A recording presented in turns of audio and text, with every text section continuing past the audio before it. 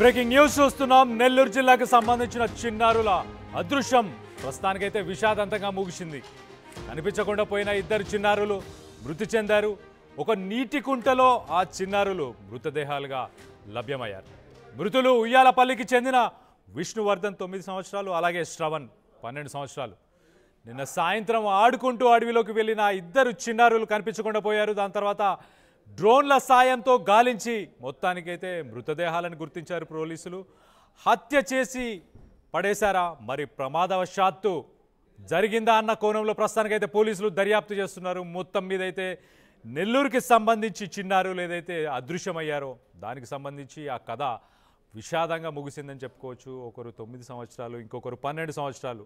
ఇద్దరు చిన్న పిల్లలు మరి ఆడుకుంటూ మొత్తానికైతే ఉయ్యాలపల్లికి సంబంధించిన ఇద్దరు చిన్నారులు వాళ్ళు కనిపించకుండా పోవడంతో డ్రోన్ల సాయంతో గాలించిన తర్వాత వాళ్ళ మృతదేహాలు ఒక నీటి కుంట దగ్గర కనిపించాయి. మరి ఆ నీటి కుంటలో ప్రమాదవశాత్తు వాళ్ళందులో పడిపోయారా, లేకపోతే ఎవరైనా ప్లాన్ చేసి పథకం ప్రకారం వాళ్ళని అందులో పడేసే ప్రయత్నం పడేశారా ఏంటి అన్న కోణంలోనే ప్రస్తుతానికైతే పోలీసులు దర్యాప్తు చేస్తున్నారు. ఒక్కసారి ఆ పరిసర ప్రాంతాల్లో ఉన్న ప్రజలందరూ కూడా షాక్ అయ్యారు. ఇద్దరు చిన్నారులు చనిపోవడంతో ఆ పరిసర ప్రాంతాల్లో ఉన్న ప్రజలందరూ కూడా ఒక్కసారిగా వాళ్ళందరికీ కూడా మనస్తాపానికి చెందారు. సో మొత్తానికైతే ఇలాంటి ఒక సంఘటన చోటు చేసుకుంది. దీనికి సంబంధించి మరిన్ని వివరాలు మా ప్రతినిధి గయాజ్ ఉన్నారు. గయాజ్తో మాట్లాడి తెలుసుకునే ప్రయత్నం చేద్దాం. ఒక్కసారి అసలు ఈ సంఘటనకు సంబంధించి మరిన్ని వివరాలు ఒక్కసారి ప్రస్తుతానికి పోలీసుల మాటల్లో అసలు పోలీసులు కేసు ఎక్కడ దాకా దర్యాప్తు చేశారు ఏంటి అనేది ఒక్కసారి వినే ప్రయత్నం చేద్దాం. నిన్నటి దినం ఇద్దరు పిల్లలు విష్ణువర్ధన్ ఇంకొక అబ్బాయి నమస్కారం కొల్లియస్ అబ్బాయి ఇద్దరు కూడా మధ్యాహ్నం సమయంలో తప్పుకోవడం జరిగింది. ఆ సమాచారం వచ్చిన వెంటనే పోలీసు పబ్లిక్ అందరూ కూడా ఒక టీంగా బయలుదేరి ఈ అబ్బాయిలు ఎక్కడున్నా చేసే క్రమంలో నిన్న సాయంత్రం 5 వరకు తిరగడం జరిగింది. అదేవిధంగా ఈరోజు కూడా మా పోలీస్ అంతా 5 టీములు, సిఐ గారి ఆధ్వర్యంలో 5 టీములు మరియు డాగ్ స్క్వాడ్ డ్రోన్స్ అంతా కూడా ఆపరేట్ చేసి ఈ దినం ఈ చెరువులో ఉయ్యాలపల్లి చెరువులో గుంటలో ఇద్దరు బాడీస్ని ఐడెంటిఫై చేయడం జరిగింది, కేసు చేయడం జరిగింది. దీనికి సంబంధించి కేసు కూడా నమోదు చేయడం జరిగింది. దర్యాప్తు చేసి ఆ కుంట చూస్తే చాలా చిన్నగా ఉంది, చాలా తక్కువ నీళ్లు, తక్కువ లోతు ఉన్నట్టు కూడా తెలుస్తుంది. మరి అలాంటి కుంటలోకి పిల్లలు ఎందుకు వెళ్ళారు? ఆ పరిసర ప్రాంతాల్లో ఎవరూ లేరా? ఆ పిల్లల్ని గమనించడానికి ఇంత సమయం ఎందుకు పట్టింది? వాళ్ళని ఎవరైనా మరి హత్య చేశారా, లేకపోతే వాళ్ళే వెళ్ళి కుంటలో పడిపోయారా ఏంటి? మరి దీనికి సంబంధించి మరిన్ని వివరాలు మా ప్రతినిధి గయాజ్ ఉన్నారు. గయాజ్తో మాట్లాడి తెలుసుకునే ప్రయత్నం చేద్దాం. గయాజ్ చెప్పండి, అసలు ఆ కుంట చూస్తేనేమో చాలా చిన్నగా ఉంది, మరి వాళ్ళిద్దరిని హత్య చేసే కోణంలో పోలీసులు దర్యాప్తు చేస్తున్నారు. చేసే అవసరం ఎవరికైనా ఉందా? కళ్యాణ్, నెల్లూరు జిల్లాలోని కలవాయి మండలం ఉయ్యాలపల్లిలో నిన్న అదృశ్యమైన 9 ఏళ్ల విష్ణు, అదేవిధంగా 12 ఏళ్ల శ్రావణుల మృతదేహాలు ఆ గ్రామం సమీపంలోని ఒక చెరువులో ఉండే కుంటలో తేలాడడం ఈరోజు గుర్తించడం జరిగింది. అయితే ఇది గత రాత్రి నుంచి వీళ్ళ కోసం పోలీసులు అటు గ్రామస్తులు మొత్తం అడవి ఆ ప్రాంతం చుట్టుపక్కల మొత్తం గాలించిన ఫలితం లేకుండా పోయింది.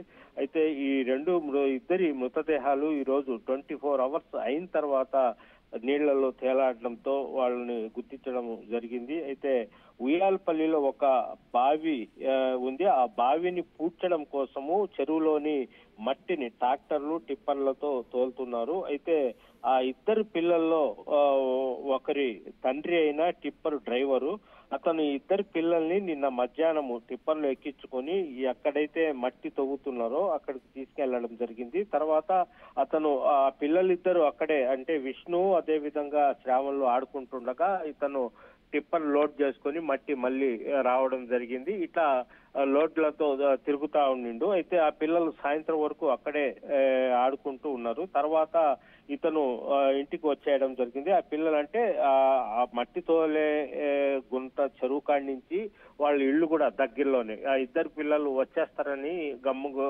ఉండిపోయాడు. దీంతో 6 చీకటి పడిన ఇద్దరు పిల్లలు రాకపోవడంతో మొత్తం వాళ్ళ తల్లిదండ్రులు మొత్తం ఆ ప్రాంతం మొత్తం గాలించడం జరిగింది. అదేవిధంగా అడవి ప్రాంతంలో కూడా టార్చ్ లైట్లతో రాత్రంతా వెతికిన వాళ్ళు ఇది చేయడం కనిపించకుండా పోవడం జరిగింది. అయితే బహుశా ఆ పిల్లలు ఇద్దరు అంటే ఆ ప్రాంతంలోనే చెరువులోనే అది లోతైన గుంత, దాంట్లో దిగినట్లున్నారు, దిగి వాళ్ళు మునిగి చనిపోయినట్లున్నారు. అంటే దాన్ని బట్టి ఇక్కడ చూస్తే వాళ్ళు కనీసం మునగడానికి పోయే పని అయితే దుస్తులు తీసి గడ్డ మీద పెట్టి ఆ పార్టీ మునగాలి, అట్లా చేయలేదు. వాళ్ళు ఊరికేనే తమాషగా దిగినట్టున్నారు. అది లోతుగా ఉండడం వల్ల మునిగి చనిపోయారు. అదే విధంగా అసలు ఒకవేళ ఎవరైనా తోసేశారు ఆ పిల్లల్ని కూడా ఆ కోణంలో కూడా పోలీసులు అయితే విచారిస్తున్నారు. మొత్తం మీద ఆ గ్రామంలో విషాద ఛాయలు, అంటే చిన్నారులు చనిపోవడం విషాద ఛాయలు అలుముకున్నాయి. ఎవరైనా ఇలాంటి విద్రోహానికి పాల్పడ్డారా అనే అనుమానాలు కూడా లేకపోలేదు. అయితే పోలీసులు అయితే అన్ని కోణాల్లో విచారిస్తున్నారు. మొత్తం మీద వాళ్ళు సరదాగా ఆ గుంటలో దిగి మృతి చెంది ఉండొచ్చని కూడా ఆ గ్రామస్తులు వాళ్ళంతా చెప్పడం జరుగుతుంది. ప్రధానంగా ఆ గ్రామమే కాదు, దసరా సెలవులు పిల్లలు కాబట్టి ప్రతి ఒక్కరూ పిల్లలు ఇళ్ల దగ్గరే ఉంటారు. అయితే చాలా చోట్ల గ్రామాల్లో చెరువులు, వాగులు, వంకలు ఉన్నాయి. ఇప్పుడు ప్రజెంట్ వర్షాలు పడి పూర్తిగా అవి బాగా నీళ్లతో నిండిపోయి ఉండి చాలా ప్రమాదాలు ఉన్నాయి. దానివల్ల ఏంటంటే పిల్లల్ని ఈ సెలవుల్లో జాగ్రత్త వహించాలని కూడా తల్లిదండ్రులకు పోలీసులు కూడా హెచ్చరికలు చేస్తున్నారు.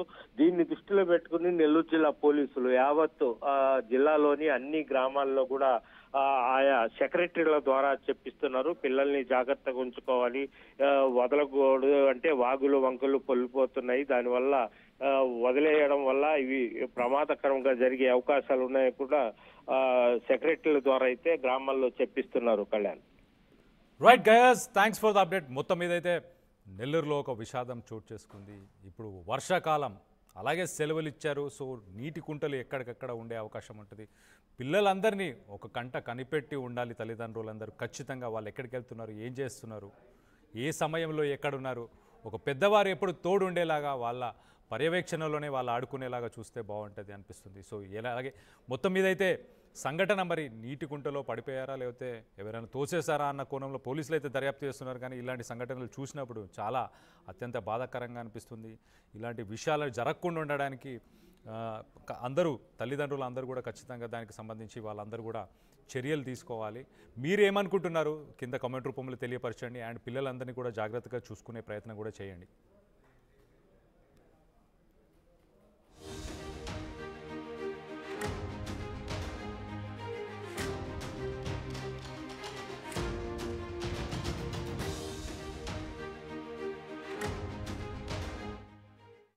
ఈసారి కూడా టైంకే కన్స్ట్రక్షన్ చేసాం, బిల్డింగ్ కూడా స్ట్రాంగ్ చేసాం, క్లయింట్స్ ని సాటిస్ఫై చేసాం, గుడ్ విల్ కూడా ఇంప్రూవ్ చేసాం. ఏం చేసామో కాదు, ఇంకేం చేయాలో ఆలోచించండి. ఇంకేం చేయాలి?